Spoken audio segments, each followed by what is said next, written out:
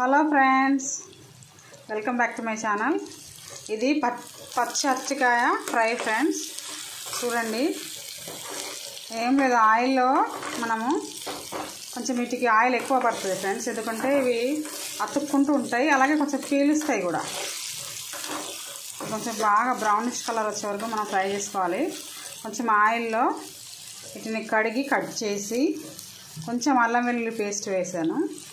తర్వాత ఈ బాగా ఫ్రై అయినాక మనం ఉప్పు, కారం, పసుపు, మసాలా ఏదైనా వేసుకుందాం ఫ్రెండ్స్. చూడండి ఫ్రెండ్స్, సేమ్ అసలు ఆలుగడ్డ ఎట్లా ఉంటుందో అట్లా అయిపోయింది ఇది. అసలు బనానా చిప్స్ అంటే ఎవరు నమ్మరేమో. చిప్స్ కాదు, బనానా ఫ్రై చేస్తున్నాను నేను. చిప్స్ అంటే కొంచెం డీప్ ఫ్రైలో ఫ్రై చేయాలి. సో ఇప్పుడు మనం కొంచెం పసుపు వేసుకుందాం.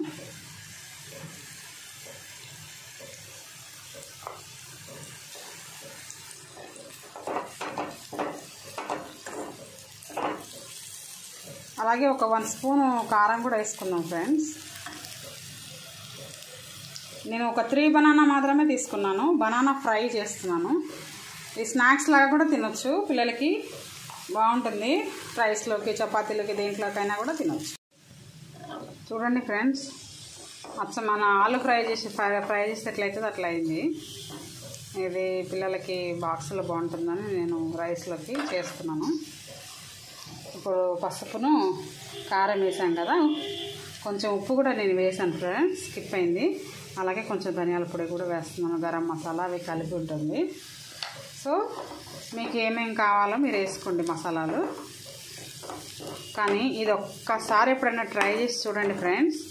అసలు రైస్లోకి కానీ, చపాతీలోకి, రోటీలోకి కానీ ఎంత టేస్ట్ ఉంటుందంటే చాలా బాగుంటుంది.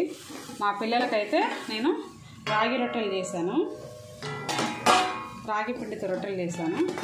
సో ఇవి మన పిల్లలకు కూడా మంచి కాల్షియం, పాలల్లో కంటే డబల్ కాల్షియం దీంట్లో ఉంటుంది ఫ్రెండ్స్. సో పిల్లల కోసమని నేను చేశాను. సో ఇవి రోటీ పెడతాను అనమాట. మీరు చూడండి, ఒకసారి టేస్ట్ ఇస్తే చూడండి. మీకు నచ్చినట్లయితే ఒక లైక్ చేయండి friends. Thank you for watching.